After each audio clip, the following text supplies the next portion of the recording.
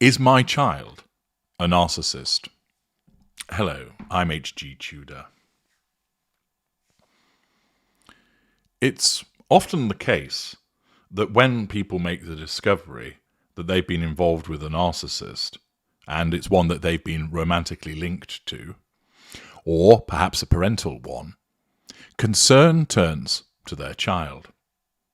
As I've explained separately in What Makes a Narcissist is created from a genetic predisposition towards narcissism, the genetic element, and a lack of control environment, an environmental factor. We have to have the two things together. It's like having the ingredients for the cake and the appropriate cooking conditions for that cake to be baked. If you don't have the ingredients, no narcissist. If you have the ingredients but you don't have the appropriate environment, no narcissist. And of course, what then occurs to people is this. I married or I was in a relationship with a confirmed narcissist and I've had children with them. Therefore, there is a possibility that that genetic predisposition has been passed on from the parental narcissist. Furthermore, they created a chaotic environment that me and the kids had to deal with, and I'm concerned, therefore, that this may well have created a narcissist in one of my children. Alternatively, it could be the case that you are the child of a narcissist, and whilst you aren't a narcissist, you're concerned that the genetic predisposition could have been passed down through you because of your parent, and that other factors, not ones created by you, might generate a lack of control environment leading to your child becoming a narcissist.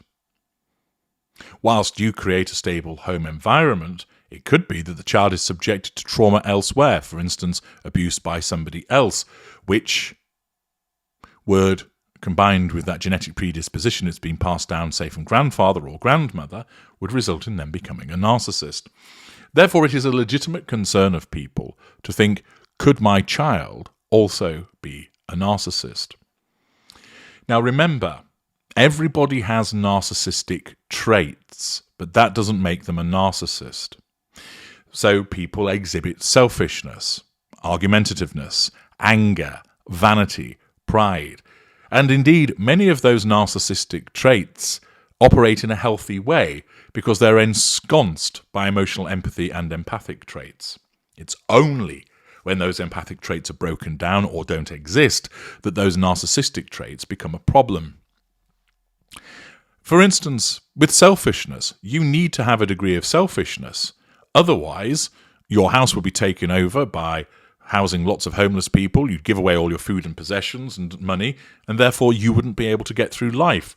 So there comes a point where you draw a line and say, no, this is mine, I can't give any more. And of course, where that line is drawn varies depending upon the level of selfishness of a particular person. Some people are more generous and more generous to the point of causing a problem for themselves. Others are particularly selfish. But their selfishness might not go so far as to harm other people. With some, their selfishness harms other people also. It's important to remember as well that children in effect start off from a position of being like a narcissist even though they're not one. This is because an infant human is a pathetic being. It can't do anything for itself. It can't feed itself, it can't hydrate itself, it can't regulate its temperature, it can't soothe itself, it can't clean itself, it can't amuse itself, it can't wind itself. And therefore it's wholly reliant upon one or more caregivers to attend to all of those needs. And initially, this creates the perception in the mind of that child that they are the centre of the universe, and that that person only exists to attend to their needs. Of course, as a consequence of behaviours and teaching and the appropriate way that the child is brought up, they then realise that that person has a life outside of them, that they are not there just solely to attend to their needs. They understand about cooperation and sharing and patience, waiting your turn, etc. And these are taught as the empathy, the emotional empathy, is generated within that child. But even then, a child can still behave in a particular way, which could be viewed as problematic. The fact is that the child will have narcissistic aspects to their personality. However, what you must be mindful of is that you face something of a conundrum, in that a child cannot be diagnosed with NPD because their personality is still forming. But if they are a narcissist, that will have already formed by the age of 9. So when you see certain behaviors when, let's say, they're aged 11 or 12, you might be dealing with a narcissist, but we can't say for certain, because it might be that the personality is still forming and you're witnessing the tantrum of a preteen. The fact is that you will see behaviors of your child which might cause you to think, this is a narcissist. They're being self-absorbed.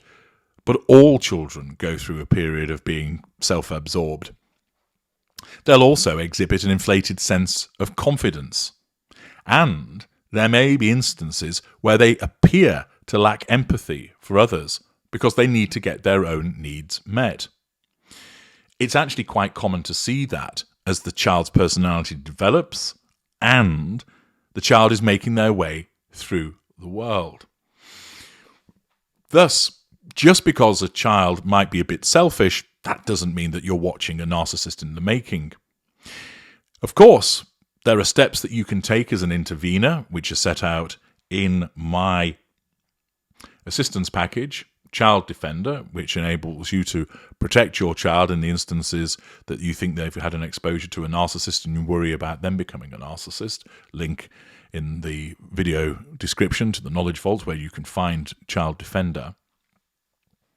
The fact remains, you will be looking out for certain behaviours, and you may well think, well, hang on, I could be dealing with a narcissist here. Certain behaviours, though, are greater pointers than others. And I must emphasise, you should be slow to reach the conclusion that the child is a narcissist, because all children go through phases of exhibiting narcissistic behaviour. However, if you witness some of these behaviours with a child, there may be a greater likelihood that you're witnessing the behaviour of a narcissist. A child that repeatedly monopolises conversations, that they don't let anybody else speak, that if somebody tries to interrupt them, they immediately have a meltdown, that there's a tantrum, that they respond with shouting and screaming, possibly breaking things, that their response is overly dramatic, that they have to hold court, that everybody has to listen to them. Now, there will be instances where a child will want to command your attention, and perhaps you're looking at something on your phone and they start crying because you're not paying them any attention. I'm not talking about isolated instances such as that, but a regular pattern of a child who basically has to be king or queen of the conversation, that they talk over other people, that they don't listen to what other people are saying, that they regularly interrupt, that they regularly hold court, that then, if they are interrupted, then you see that considerable meltdown as a consequence of the fact that you threaten their need for control. Another instance to look out for is belittling others. It's one thing for a child to engage in a little bit of mickey-taking, as all children do. It's part of them using humour, and it's part of them also often protecting themselves. But if you see a regular pattern whereby a child belittles others and also takes delight in doing so, this is a particular warning sign. Where they're regularly putting down siblings, where they're regularly taking the piss out of their friends, this belittlement shows no regard for how that person feels. If, for example, you correct them with regard to that behaviour, but it still continues, then in such circumstances, that, furthermore, is another warning sign. Another strong indicator to watch out for is exaggeration. Not exaggeration in telling a story, that's part of a child exploring their imagination. But when it comes to them exaggerating their successes and their achievements, that they regularly, in effect, lie about what they've achieved, that they regularly bolster their image by exaggerating their successes and achievements, and also where they engage in the diminution of the value of what other people have achieved. You're not as good as me. I'm better than you. That's nothing compared to what I've achieved.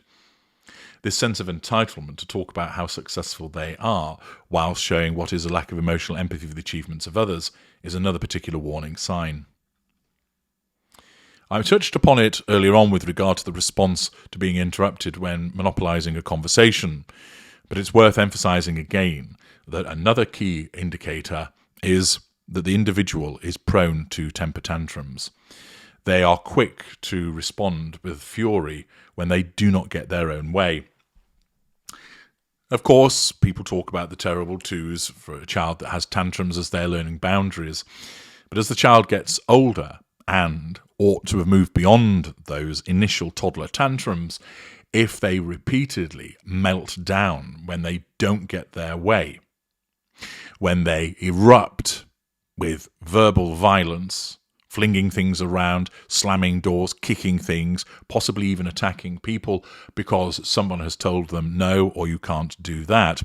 If this happens with regularity, again, you may well be witnessing the response of fury to a threat to control.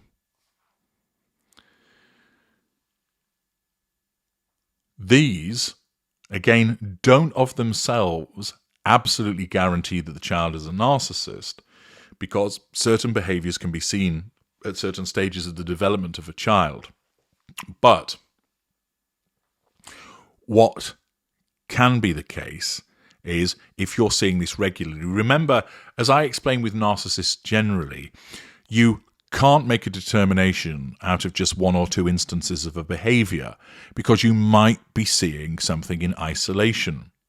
For instance, with an adult who engages in monopolising conversations and belittling others, and has done it only a couple of times, that might be as a consequence of an external stressor which has reduced their emotional empathy, so they behave in a way which is similar to a narcissist. And you must have that context in mind. It's also important to remember that when you're dealing with a child, that certain things can affect their behaviour, for instance, medication, or that they've had a hormonal growth change. And therefore, a short period of these acting out behaviours does not mean that you're dealing with a narcissist. It's if it's happening over a sustained period with regularity that there may well be a significant problem in the offing. Another key indicator to watch out for is where a child has problems empathizing with others. Cognitive empathy or false empathy is something that is witnessed with mid-range and greater narcissists.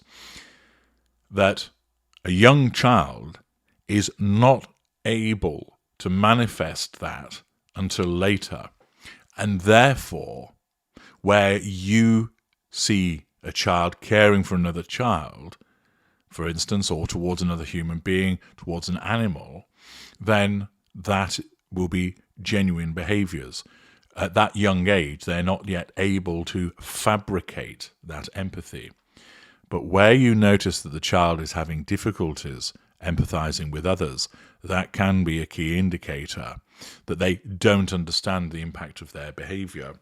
Now, it's important as well to highlight here that certain signs of autism fit with an issue with empathising. And I have spoken about autism versus narcissism elsewhere in a couple of videos. So you also should have due regard to that. But the point is that if you are witnessing the child having difficulty in terms of understanding another person's point of view, understanding why somebody's hurt by what they've done, understanding that the behaviour is unacceptable, not understanding why they should share or cooperate, again, you may be looking at another major indicator. So a degree of self-absorption, a degree of selfishness, a degree of putting their needs ahead of anybody else is to be expected with children. tantrums occur at a very young age.